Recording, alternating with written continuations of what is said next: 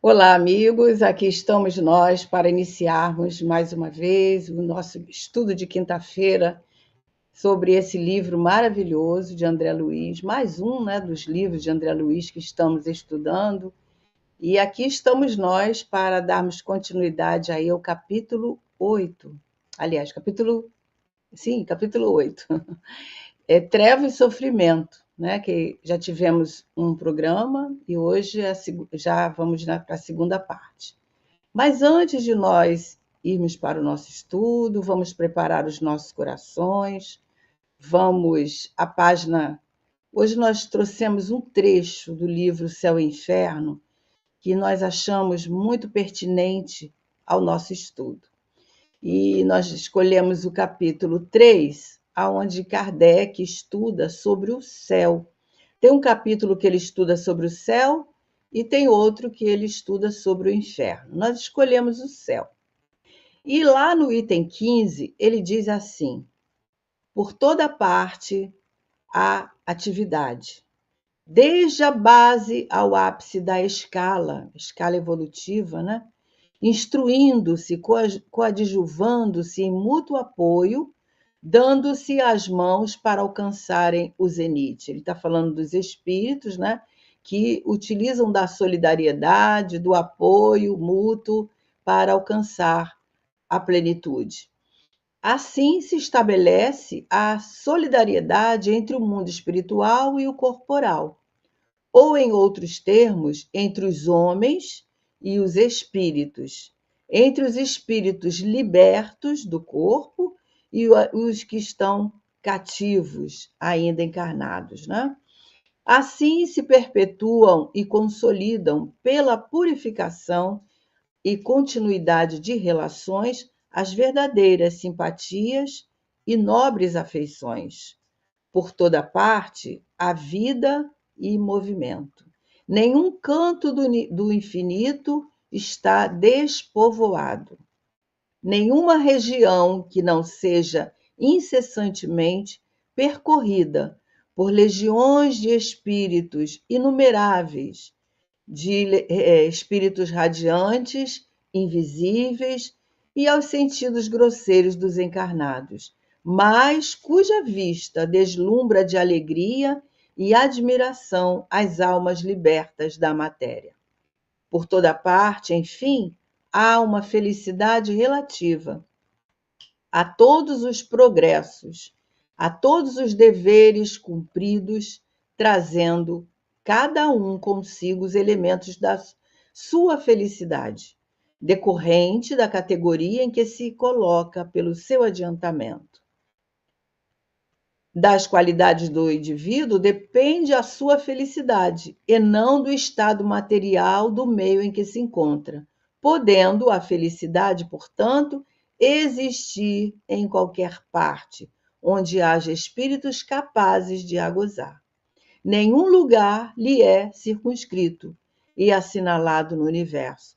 Onde quer que se encontrem, os espíritos podem contemplar a majestade divina, porque Deus está em toda parte. Nós achamos esse trecho muito pertinente a esse capítulo, né? Que nós vamos falar hoje sobre esses espíritos que estão ali nessa região de sofrimento.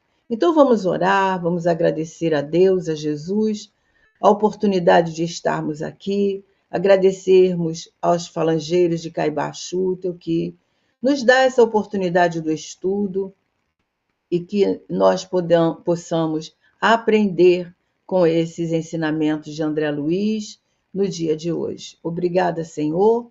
Fica conosco, estendendo a sua bondade sobre todos aqueles que aqui estiverem, agora e futuramente. Obrigada, Senhor, que seja em teu nome o nosso estudo. Que assim seja. Então, queridos amigos, vamos ao nosso dar continuidade aí a esse capítulo, como dissemos, né? É um capítulo denso, porque o livro fala, né, desse sofrimento. Ao longo desse livro, nós vamos estar dando oferecendo a nossa compaixão a esses espíritos que assim como nós, caminham em direção a esse aprendizado. E lá na descrição de André Luiz, né, que a gente está acompanhando aí desde o do programa passado, nós estamos vendo que eles estão dando continuidade aí a esse atendimento, né, a esses espíritos que ainda não percebem a necessidade e como vão sair desse sofrimento, mas os trabalhadores continuam o convite à renovação, mas a grande maioria não está pronto, né? Então, eles preferem mesmo ficar ali naquele ambiente inóspito, onde há muita gritaria, muitas provocações, blasfêmias, gemidos, né? Enfim, é uma situação lastimável. E desde o do início do capítulo, a gente está acompanhando que o padre Hipólito ele vem tentando tocar o coração, tocar o sentimento dessas almas. Ele já leu um trecho do Evangelho, aonde lá no Evangelho de Lucas, aonde é trazida a parábola do homem rico, né? Aquele que se veste de púrpura, mas que nega as migalhas àqueles que estão ali à sua volta como pedintes. E após a leitura desse trecho, ele comenta, ele está comentando, ele está fazendo uma breve preleção ali para esses espíritos, mas eles ainda se sentem mais provocados, né? E a gente depreende aí que fica pensando, né? Como pode existir essas criaturas nesse meio tão inóspito, né? Onde há o sofrimento. Então, é uma região de abismo mesmo, né? Aonde nós vamos ter imagens fortes e a gente percebe ali o esforço que está sendo oferecido para que essas criaturas saiam daquele ambiente. Alguns até estão se sentindo sensibilizados, mas outras criaturas a gente já viu e vai continuar vendo ainda que impedem que eles sejam socorridos, né? Porque o que a gente depreende é que em todo lugar existem os líderes, existem aqueles que mandam e aqueles que obedecem. E a própria Zenóbia já nos falou que se eles forem retirados ali assim, de forma que não seja escolha deles, né? Eles não estejam querendo realmente sair, eles podem se rebelar, acusar os trabalhadores de violentadores, né? E terminam fugindo, retornando àqueles sítios onde eles se sentem, na compreensão deles, e se sentem bem. Então, é uma situação muito comovente, mas o padre Hipólito continua tentando tocar o coração dessas criaturas, tentando sensibilizar. Então, nós vamos continuar a leitura agora do item do slide 38, onde nós paramos, né? E nós vamos entender um pouco mais sobre tudo que está acontecendo. Eu não falei com o pessoal que está aqui no chat, tem a Márcia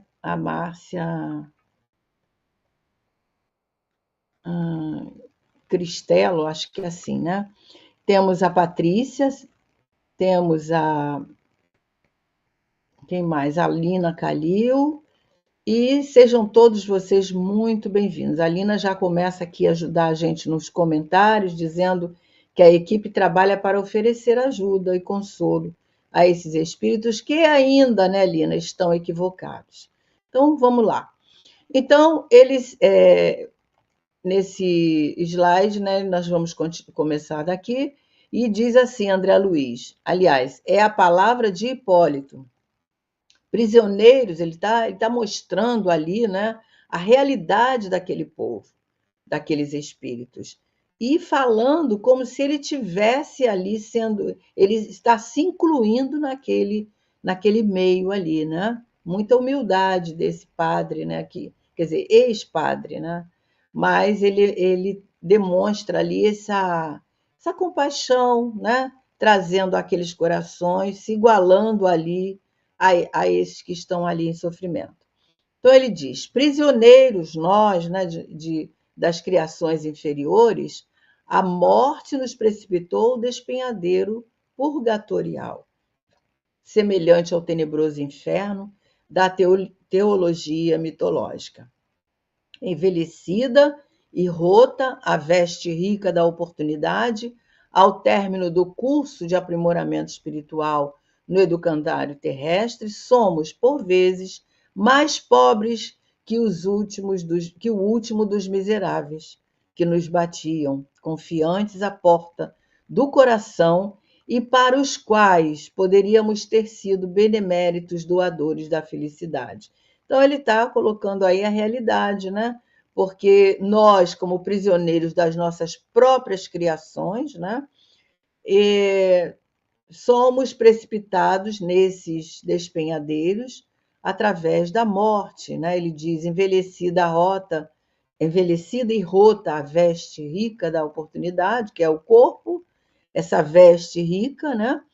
Ao término do curso da nossa existência, desse educandário terrestre, nós nos vemos no mundo espiritual muitas vezes mais pobres, mais como mendigos, né? Verdadeiros mendigos, mais pobres do que muitos daqueles miseráveis que, conforme a parábola diz, que batiam ali à porta como pedintes, né? Então, ele continua aqui colocando esse entendimento, né, para que eles possam se enxergarem a sua realidade. Então ele continua: sejamos razoáveis, meus irmãos, reconhecendo que esse inferno é construção mental de nós mesmos. O estacionamento após esforço destrutivo estabelece clima propício aos fantasmas de toda sorte, fantasmas que torturam a mente que o gerou, induzindo-a a pesadelos cruéis. Cavamos poços, ele vai dizer, né? Aliás, eu não passei aqui. Cavamos poços abismais de padecimentos torturantes pela intensidade do remorso de nossas misérias íntimas. Arquitetamos penitenciárias sombrias com a negação voluntária ante os benefícios da providência. Desertos calcinantes de ódio e malquerência. Entende-se os nossos pés, seguindo-se, estende-se, né, aos nossos pés, seguindo-se a jornadas vazias de tristeza e de desconsolo supremo. Vejam aí que nós é que construímos o céu ou o inferno que nós vivenciamos desde aqui, né, na nossa caminhada. Então, ele vai dizer que nós arquitetamos penitenciárias, essas prisões que nós próprios criamos, né, e somos lançados a essas situações através dessas misérias íntimas, do remorso, da culpa que muitos de nós levamos para o mundo espiritual, né? Então, é por isso que a gente trouxe essa parte do céu e inferno, aonde Kardec ali nos diz que nós traçamos, né? Nós construímos o céu ou o inferno que nós viveremos amanhã no mundo espiritual, desde já, né? Quando nós temos essas ilusões, quando nós não desvencilhamos daquilo que nos causam essas penitenciárias sombrias, ou seja, essas prisões que nos algemam, que nos prendem, que nos trazem esse apego a esse orbe onde nós vivemos, às vezes, escravizados por essas mesmas paixões. E ele vai prosseguir dizendo: semelhamo-nos a duendes, vagabundos da inquietação e do desalento pela amargura do que fomos, a tristeza com que nós vivenciamos, as nossas dores, né?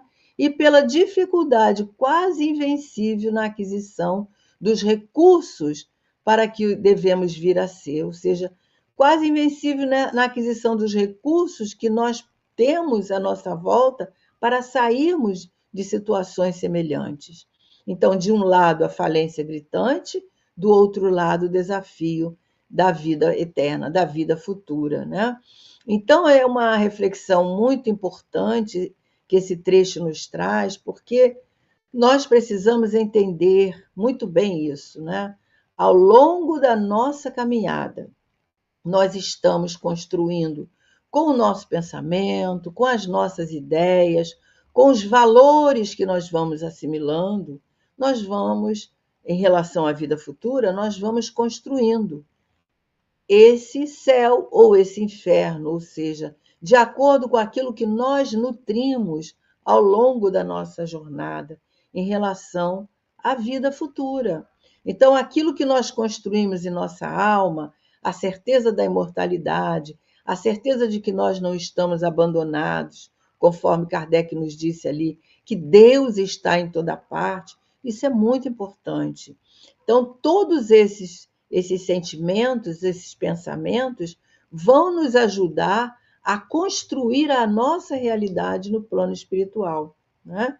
Porque esse inferno, a gente já entende que é uma construção mental. Essas regiões, elas não existem, como Kardec falou aqui no texto que nós lemos. Não existe lugar circunscrito.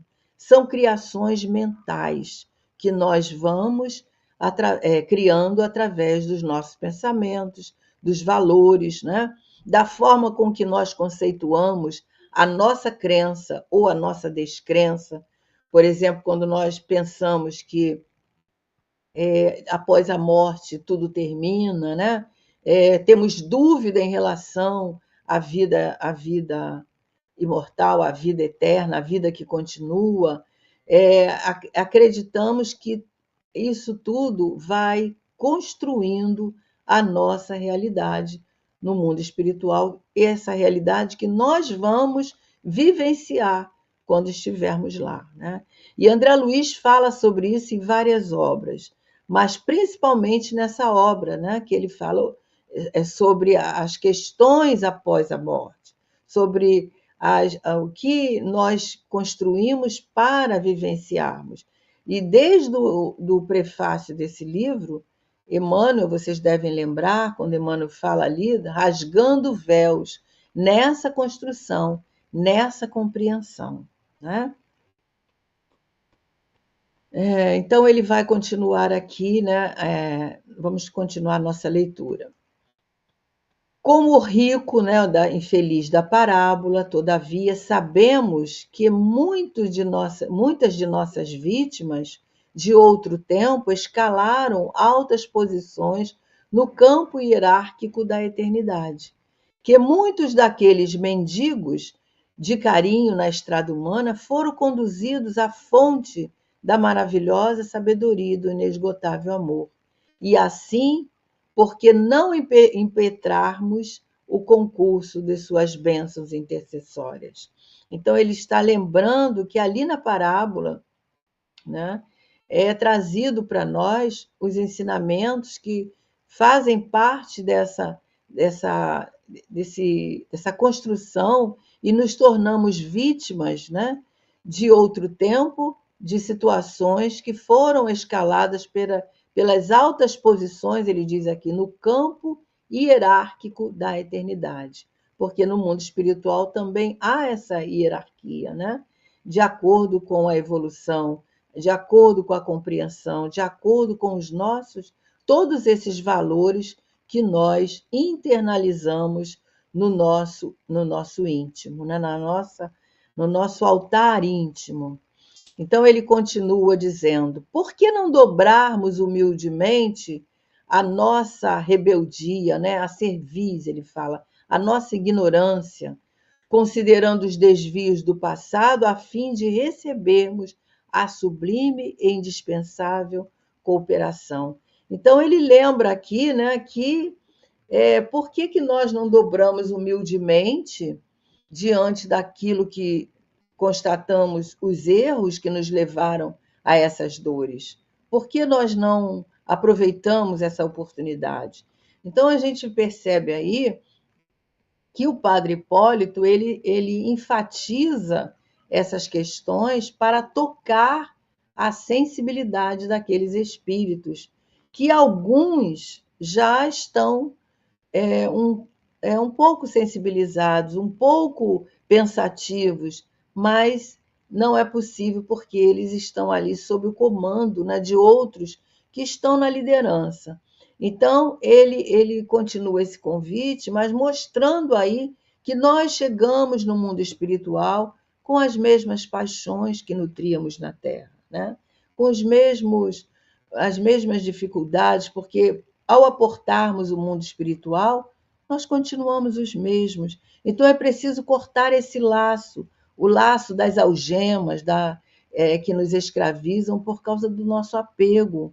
E isso vai causar todo esse sofrimento. E ele fala tudo isso para eles entenderem o porquê daquele sofrimento, que não era castigo de Deus, era devido a esse comportamento, a esse entendimento. E nós não podemos esquecer que ali, conforme ele já falou aqui antecipadamente, ó, ele fala aqui, né? Sabemos que muitos de nossas vítimas de outro tempo escalaram altas posições no mundo hierárquico da eternidade. Então, ele fala aqui a esses espíritos que estão ali nessa situação deprimente de serem escravizados, de serem comandados, né, por esses verdugos que ali estão, a gente vai ver isso mais à frente, né? E a gente não pode esquecer que esses espíritos eles estão ali não porque foram esquecidos por Deus, porque a gente sabe que Deus está em toda parte, o socorro está em toda parte, as equipes espirituais, a própria Zenóbia já explicou isso para nós, né? Então, ele fala para esses que estão ali porque não souberam dosar os seus sentimentos, né? As suas paixões, porque até mesmo em relação aos nossos entes queridos, aqueles que nós amamos, nós nos deixamos escravizar pelo apego. Então, eles se perderam nas suas paixões, não conseguiram frear os seus vícios, não conseguiram lutar contra os desejos inferiores que ainda os dominam. Então, o que acontece? Há um esquecimento voluntário por parte de cada um desses espíritos através desses desejos que eles ainda nutrem em suas almas. Então, essa mensagem que foi trazida, ela propicia bem essa realidade, porque quase todos que estavam ali eram almas, digamos, vergastadas pela condição que tiveram na Terra, muitos deles, né, na sua última existência, e não souberam aproveitar. Como todos nós temos inúmeras oportunidades na nossa vida, né? Tanto na vida de relação, quanto na vida pelo nosso aprimoramento, mas são oportunidades benditas que às vezes nós desperdiçamos, às vezes nós não sabemos aproveitar, não sabemos dosar. Então, isso é muito importante para nós hoje, nós estarmos refletindo, porque esses espíritos, eles não eram maus de crueldade, mas no momento eles estavam aprisionados, como se estivessem dentro de uma concha, assim, hermeticamente fechadas ali, no seu orgulho, no seu egoísmo. Por isso, eles não conseguiam assimilar as palavras do Padre Hipólito e olhar para dentro de si mesmo, né? Verem que eles tinham possibilidades, que não necessariamente era preciso eles estarem ali no sofrimento, bastaria um momento de verdade, um momento de responsabilidade, e eles poderiam sair dali, né? Tanto que a equipe está ali para isso. Então, o padre Hipólito, ele procura tocar essa sensibilidade, mostrando o porquê deles estarem ali em sofrimento, né? E mais uma lição para nós também, porque quando nós usamos os talentos que Deus nos deu de forma errada, de forma abusiva, ou então desprezamos esses talentos, nós cavamos a própria dor, né? Se nós utilizarmos, por exemplo, a nossa inteligência para o mal, se nós usarmos o nosso livre-arbítrio para fazermos escolhas que vão nos prejudicar ou prejudicar a outros, nós estamos cavando a nossa própria dor, né? Então, continuando aqui. Sabemos, amigos, que muitos de vós outros padeceis atormentados, a devoradora sede da água viva do Espírito imortal. Quer dizer, estão carentes, estão necessitados dessa água viva do esclarecimento, aquela água viva que Jesus ofereceu lá, né, à mulher samaritana, a água viva da iluminação interior, de saber que somos espíritos imortais, de que não fomos criados para estar em sofrimento, né? E por isso eles permanecem aflitos, desanimados, nesse vale de sombras. Desejarias romper todos os obstáculos para a recepção de uma gota apenas do líquido precioso prometido por Jesus aos sedentos que a ele se devotassem de boa vontade. Olha aí, o padre Hipólito falando, né? Vocês desejariam talvez romper com esses obstáculos, romper com o orgulho, romper com essa mente obnubilada que eles têm no momento, né? Para receber uma gota apenas desse esclarecimento, porque Deus, através dos seus emissários, aproveita todos os nossos momentos de lucidez, né? Então, eles poderiam sair dali, se quisessem, se entendessem a verdade que o Padre Hipólito está trazendo para eles, né? Mas no momento eles não estão em condição de entender. E ele continua: não basta, porém, a desordenada rogativa de dor, porque ali todos estavam em gritaria, pedindo socorro, mas o socorro que eles queriam era para sair do sofrimento. Eles não tinham aquele arrependimento sincero, né? Eles queriam sair do sofrimento. E a maioria das vezes nós agimos assim, né? Nós estamos nas nossas questões, nas nossas dores, nós queremos nos livrar daquele sofrimento. Mas passado todo aquele momento, nós às vezes retornamos aos nossos velhos hábitos, aos nossos velhos costumes e continuamos assim a nossa caminhada. Então, o Padre Hipólito continua, né? Urge regenerar o vaso receptivo da alma enferma, alijando a poeira venenosa da terra para que permaneça puro e reconfortante o rócio do céu. Quer dizer, eles precisam trabalhar o vaso receptivo da alma enferma, que é as suas dores, precisam compreender, precisam trabalhar esse corpo enfermo, né? Porque eles trazem essas chagas na alma e que reverberam nos seus perispíritos.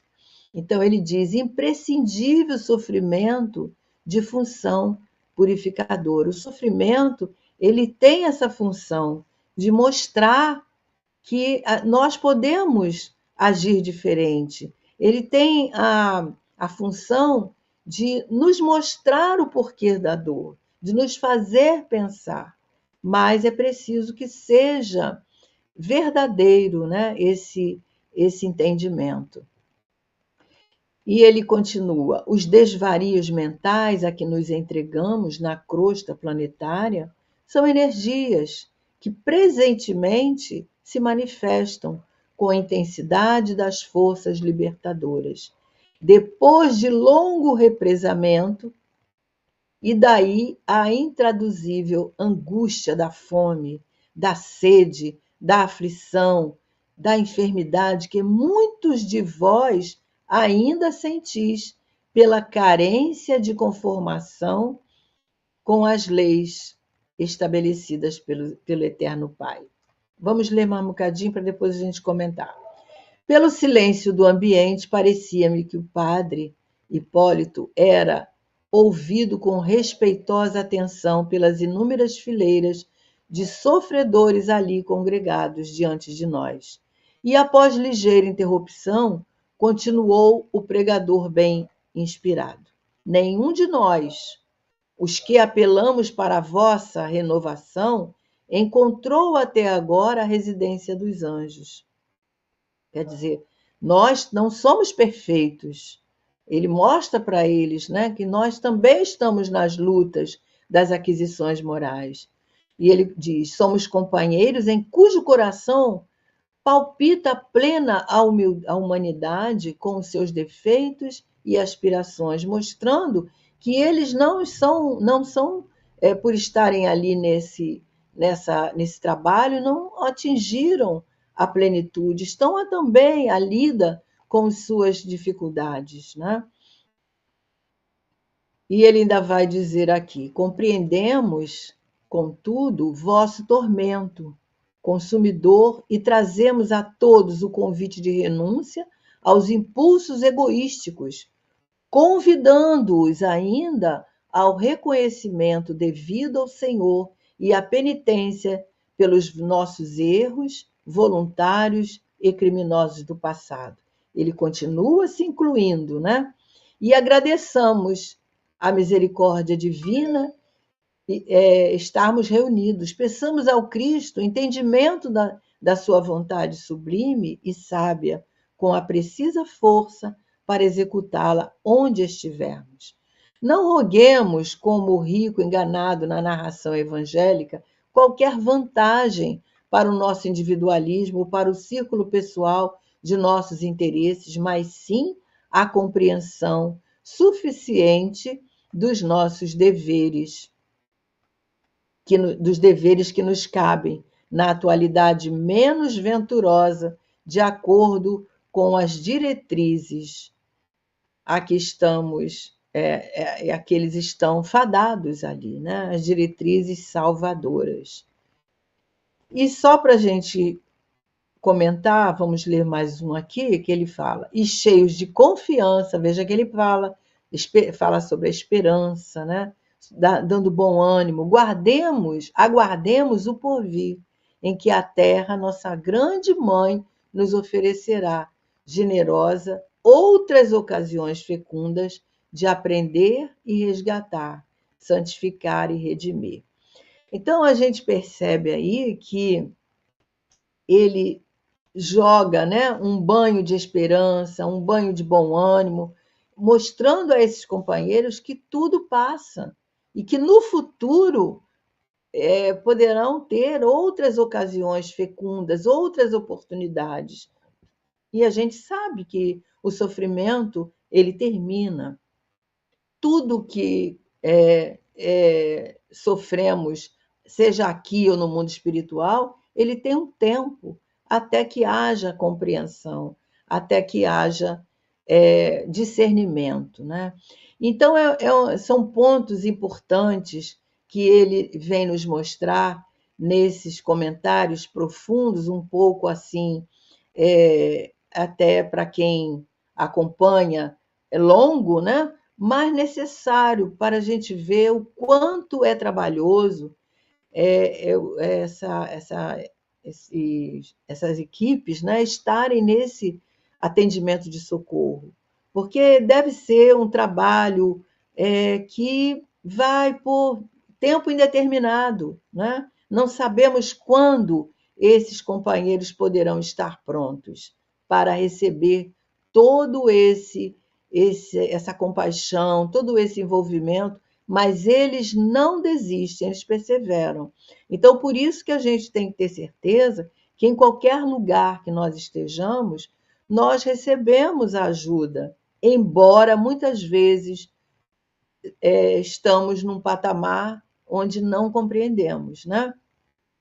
E aí ele vai continuar dizendo: nesse momento, o ex-sacerdote sustou por longos instantes a pregação, possibilitando-nos detido exame no quadro ali em volta, né?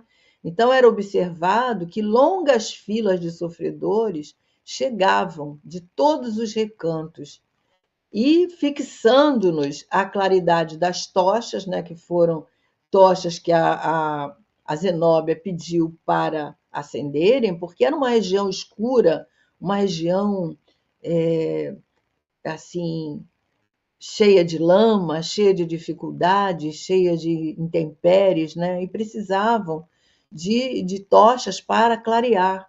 Então, ele diz a distância de 30 metros aproximadamente. Quer dizer, eles estavam a essa distância. Entendiam-se, estendiam-se em vasta procissão de doentes silenciosos e tristes, parecendo guardar todas as características das enfermidades físicas trazidas da crosta no campo impressivo do corpo astral. A gente vai comentar, vamos ler mais um para a gente comentar. Viam-se ali necessitados de todos os tipos, aleijões, feridas, misérias exibiam-se ao nosso olhar, constrangindo-nos os corações.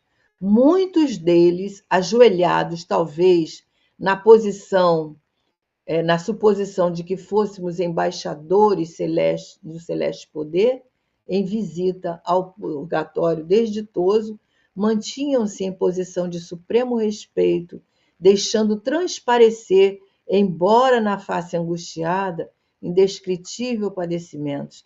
Então, eles se ajoelham, não é? Porque eles imaginam que aqueles espíritos, que aqueles trabalhadores fossem embaixadores divinos, né? Que estivessem ali em visita.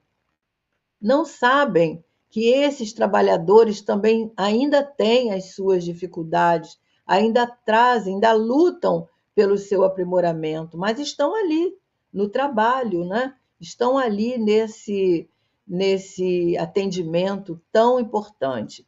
E aqui tem alguns pontos interessantes que nós gostaríamos de destacar, né? E, por sinal, está muito bem trazido pela narração do que o André nos faz, que a gente tem momentos, não sei com vocês, mas nós temos a impressão de visualizarmos essas criaturas andando ali naqueles lugares íngremes, difícil caminhar, né? Caindo, tropeçando em filas, né? Então, a gente vai observando que esses espíritos eles estão numa região mais trevosa do que o umbral que a gente fala, né? Porque são regiões abismais, são regiões mais profundas, de trevas mesmo, regiões de grande sofrimento. Daí esses gritos de pavor, essas figuras que nos retratam como se fossem monstruosas mesmo, né? Que às vezes a gente já até visualizou isso em filmes, né? O próprio Nosso Lar, quando foi apresentado, ele traz uma ligeira, né, demonstração desses locais ali, aquelas criaturas. Mas isso também não é novidade nós, mas com a descrição de André, nós conseguimos visualizar esses locais, né? E a gente fica pensando, como é que podemos chegar no mundo espiritual nessas condições? A gente sabe que através do perispírito nós temos condições de nos deixarmos visualizar quando o espírito tem uma certa evolução, por exemplo, da forma que nós nos apresentamos nas últimas encarnações, na última encarnação, a aparência mais jovem ou mais antiga, conforme nós desejarmos, pode ser até mais envelhecida, mas no geral o espírito se apresenta mais jovem, se apresenta bonito, né? Demonstrando assim uma disposição interior, uma vida, né? Nova, uma renovação. Mas aqui nessa descrição a gente está vendo totalmente o contrário.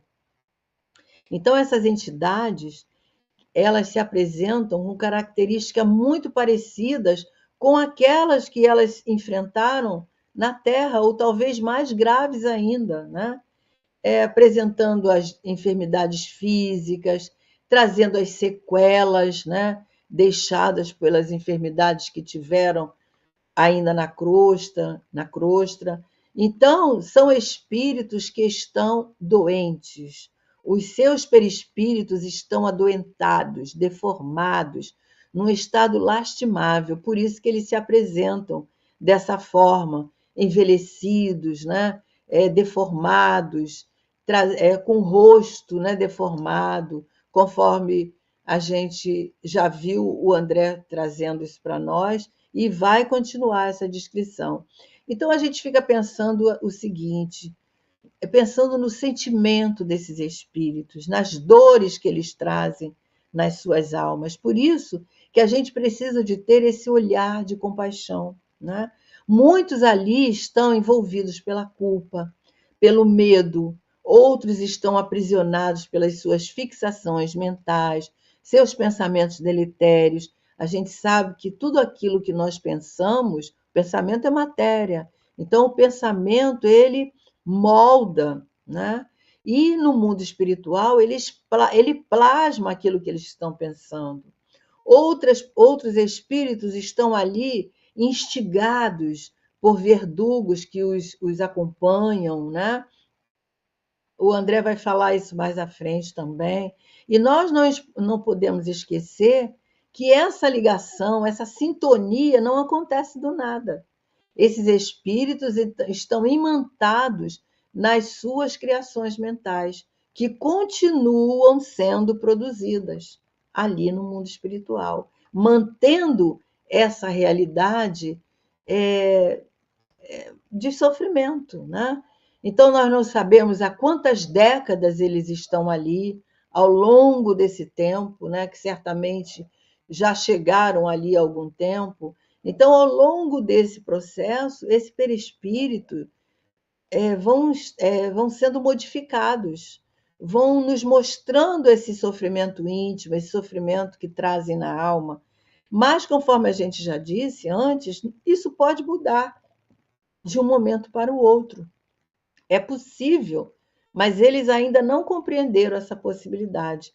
No momento que eles verdadeiramente se arrependem e verdadeiramente têm vontade de sair dali, eles acionam dentro de si um SOS que restaura, que regenera, que dão condições a eles de mudarem a sua forma e também o seu modo de vida, a sua realidade. Então, isso depende deles, somente deles. À medida que eles vão tendo consciência, eles, desse estado em que se encontram, eles podem modificar a sua capacidade vibratória. Tudo é esse teor vibratório que nós mantemos ao nosso redor. E nós precisamos saber disso, né? O quanto é importante a nossa vibração, o quanto é importante os pensamentos otimistas, em relação às nossas questões, mesmo aqui encarnados, principalmente, né? Porque nós levamos conosco tudo isso. Então, prosseguindo aqui mais um pouquinho. Vamos ver se tem comentário aqui, né? A Lina coloca para nós aqui que a revolta e a hostilidade imperam, né? Nesses corações sofridos. Ainda não abriram os olhos à luz dos ensinamentos de Jesus. Eles ainda não entenderam essa possibilidade, né, Lina? De que podem modificar. Porque tudo que nós queremos modificar, tudo aquilo que nós acionamos a nossa vontade, o nosso desejo de mudar, nós conseguimos. Então, estão enfermos, né? E o sofrimento, o objetivo do sofrimento é trazer essas almas à realidade, fazer com que elas possam submergir daquele sofrimento. Então, ela diz que a dor está nesse processo, né?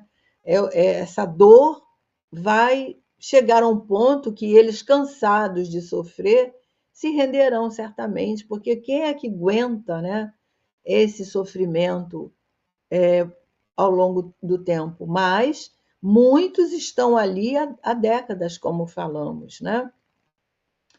E a Lina coloca aqui, né? Excelente será quando nós atingirmos a autoconsciência, a capacidade de lidarmos com o equilíbrio nas nossas emoções, reconhecermos nossos limites e sabermos quando procurar ajuda, né? É isso aí. Quando nós entendemos, a gente lembra, né, em relação a isso, que o André Luiz mesmo, quando ele chega ao mundo espiritual, nós sempre gostamos de dar esse exemplo, porque é um exemplo que todo mundo conhece. Quando ele chega no mundo espiritual, que ele fica ali os 8 anos naquela região de trevas, de sofrimento, num minuto que ele rende a Deus, ele pede a Deus a ajuda, né? É oferecido, quer dizer, a ajuda estava ali o tempo todo, mas ele não percebia, porque as mentes vão ficando, né, obnubiladas, ou seja, ficam cegos, é como se tivéssemos cegos, é uma miopia, digamos assim, né, espiritual que se assoma e não deixa que a criatura venha de encontro a essa consciência íntima, né, esse anseio da alma. E aí ele vai dizer para nós: de olhos ansiosos, falamos sem palavras, do intenso e secreto desejo de se unirem a nós, né? Isso é o André que está falando, né? Com os olhos ansiosos, eles falavam ali através do olhar, eles desejavam se unir a eles. Entretanto, algo lhes coibia a realização, quer dizer, algo os impedia. Semelhavam-se a prisioneiros suspirando pela liberdade. Por que não corriam ao nosso encontro? Por que não se ajoelharem junto de nós em sinal sincero, em sinal de reconhecimento sincero a Deus? Então, tudo isso o André fica pensando, né? E aí a gente vê que tem dois grupos ali, né? A gente percebe que tem dois tipos de espíritos ali, aqueles sofridos que estão nesse desejo de se unir a eles, unir a equipe de socorro, atender a palavra de Padre Hipólito, e um outro grupo que são os líderes, no sentido assim, líderes entre aspas, os verdugos, né? Aqueles que oprimem, aqueles que não deixam eles optarem por essa escolha, não deixam eles mudarem, né? Então, existiam esses dois tipos, então eles são oprimidos. E isso é uma característica muito comum nos lugares de trevas, né? Nos lugares trevosos, porque existem aqueles que dominam e aqueles que são dominados. E esse domínio é por parte dessas entidades mais ousadas, mais, digamos assim, mais perigosas, né? No sentido assim, que estão ali obrigando e até castigam mesmo, né? Eles se elegem chefes por sentirem essa capacidade de liderança, mas submete o outro a caprichos, né? E que não deixa de ser sofrimento, né? Então vamos continuar mais um pouquinho aqui. E ele diz: desejando penetrar a causa daquela imobilidade compulsória, compreendi sem maiores esclarecimentos o que se passava. Então, o André está comentando, né, que ele começa a compreender o que acontecia. Entre a multidão compacta e nós cavava-se profundo fosso, e onde surgiam possibilidades de transpor, né, reuniam-se pequenos grupos de entidades a se revelarem por sinistra expressão fisionômica. Então, enquanto aqueles queriam sair daquele local, surgiam outros que estavam ali com sinistra expressão fisionômica, né? Aquelas caratonhas mesmo, mostrando que não deviam fazer essa escolha, não podiam, né?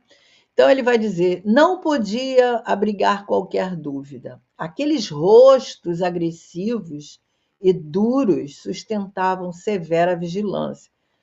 Que faziam aí semelhantes verdugos? Pareciam dirigidos por potências vingadoras, com poderes transitórios na zona das trevas, ou agiriam por sua própria conta, obedientes a desvairadas paixões da mente em desequilíbrio. E André começa a conjecturar, né? O que é que faziam aí esses verdugos, esses espíritos semelhantes a verdugos? Será que eles estavam sendo dirigidos por outras potências que tinham ali esse poder transitório naquela região? Ou será que agiam por conta própria, obedientes aí às suas próprias paixões, os seus próprios desequilíbrios, né? Dessas mentes desequilibradas? Então ele começa a se perguntar, né? Por que que eles se deixavam dominar dessa forma? E aí ele recorda as antigas lendas do inferno, esboçado na teologia católica romana, né? Ele lembra daquele inferno que a teologia, que a própria Igreja Católica traçou, criando a imagem de Satã, até mesmo para inibir, né, as pessoas pelo medo, conter. A gente já viu isso quando estudamos, por exemplo, o livro Depois da Morte, né? A gente falou bastante sobre essas questões, né? De que a igreja agia dessa forma. E ele continua: para concluir que a fogueira ardente, onde Satã se comprazia em torturar as almas, devia ser mais bela que a paisagem de lama, treva e sofrimento à nossa vista. Recolhi, porém, o fio das considerações desnecessárias ao momento, compreendendo que o minuto não comportava divagações por exigir contribuição ativa. Então, ele compreende que naquele momento ali não cabia ele estar pensando nessas possibilidades, né? Mas ele começa a entender o que estava acontecendo, né? Aquelas criaturas que naquele momento se sensibilizavam, algumas estavam emocionadas, outras chorando, outras se ajoelhando ali à frente daqueles trabalhadores que julgavam ser os enviados de Deus, né? Elas queriam ir até eles, mas por que não iam? Por que não conseguiam? E foi aí que ele percebe que havia esse outro grupo, né, que controlava aquelas entidades. Ou seja, o que acontece no campo do bem também acontece no campo do mal, né? Existiam aqueles que queriam ajuda, mas elas eram tolhidas, elas eram impossibilitadas de buscar essa ajuda pelo domínio daqueles maiores ali, no sentido de impingir a elas essa obediência, né? Exigir essa obediência. E ele vai falar ainda um pouco mais aqui, né? Dizendo: prolongando-se a pausa do pregador, quer dizer, uma criatura de rosto patibular gritou em meio dos gestos odiosos: não pedimos exército de salvação, fujam daqui. Bastou isolar a manifestação para que outras expressões de desagrado também explodissem, também se manifestassem. E eles continuam: não desejamos redimir coisa alguma, nada devemos. Interessam-nos o culto sistemático do ódio, a revolta contra os deuses insensíveis, o movimento de resistência repugnante à aristocracia espiritual. Morram os pregoeiros da virtude falsificada. Caiam os oportunistas de além-túmulo. Viva o nosso movimento de destruição contra a velha ordem dos senhores e dos escravos. Depois das ruínas, edificaremos um mundo novo. Então, são palavras de revolta, são palavras que aquele grupo que está mais emocionado, eles ouviam com silêncio, né? Mas, de repente, nessa pausa que o padre fez, houve essa emoção, mas ela foi interrompida por esses líderes, né? Esses verdugos que se manifestam e diz para a equipe de Jerônimo que podem ir embora, porque ali ninguém quer ajuda, ninguém precisa de nada, eles estão felizes do jeito que se encontram, e bastou um falar para que todos se manifestassem, né? Aqueles que agiam de acordo ali com o líder, sempre tem aqueles que estão do lado, né, do mais forte, que também não deixam de ser escravizados, e assim fazem aquele burburinho e o padre Hipólito fica quase impossibilitado de continuar a sua fala, né? Mas a gente vai prosseguir no próximo capítulo, né? E nós vamos ver que realmente essas colocações até podem nos parecer descabidas, né? Mas são muito presentes nessas almas que fazem essa construção do inferno, né? No caso aqui, que eles estão vivenciando. Então, isso é muito importante. Nós precisamos de ter nítido em nós que esses céus ou esse inferno são criações da nossa mente, da nossa, digamos, ignorância em relação a esse mundo espiritual, que pode ser um mundo de beleza, como o André falou ainda há pouco, né? Um mundo onde nós vemos as flores mais belas, os lugares mais belos, ao contrário desse inferno, que, na verdade, é uma ideia de culpa aos nossos erros que estão sendo ali cobrados pela nossa consciência e que trava em nós esse conflito, né? Essa dor imensa, trazendo a ideia do castigo, a ideia das penas eternas, do sofrimento, e a gente precisa de trabalhar esse contexto, essa realidade no nosso dia a dia. A certeza da vida imortal, a certeza de que Deus não castiga ninguém, que nós é que buscamos através dos nossos erros, mas basta que nós reconheçamos esses erros que todos somos passíveis de cometer, e nós jamais estaremos abandonados no mundo espiritual, né? Nós estamos sempre cercados de espíritos que estão nos oferecendo ajuda, que estão nos oferecendo o amparo, o acolhimento, basta que nós tenhamos olhos de ver e olhos para enxergar, né?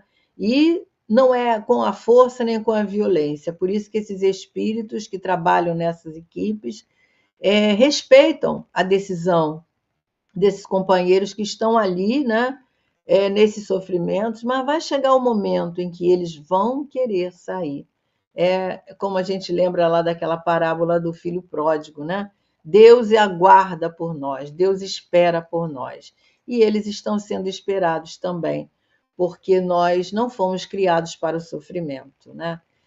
Meus amigos, nós estamos chegando então ao final, vamos parar aqui nesse slide, e na semana que vem vai ser continuado esse estudo tão importante que nós precisamos de refletir ao longo do que o André está nos narrando, né?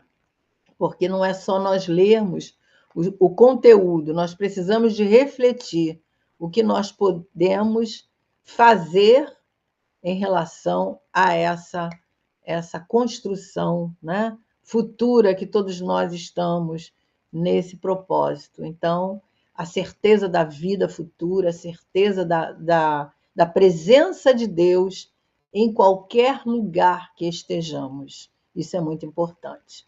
Então, agradecemos a todos que estiveram aqui conosco e vamos à nossa prece. Agradecendo a Deus, a Jesus, a possibilidade de refletirmos nesses pontos tão importantes para a nossa caminhada. Que estejamos firmes nesse propósito de embelezar a nossa visão espiritual em relação à vida futura. Obrigada, Senhor, que possamos ter uma noite de paz. Fica conosco, abençoando a todos os nossos amigos que aqui estiveram. Que assim possa ser, graças a Deus. Graças a Deus, a vocês, amigos que estiveram aqui conosco. Gratidão a todos. Fiquem com Deus. Uma noite de paz e de muita reflexão. Que Deus esteja conosco e até a próxima, se Deus quiser.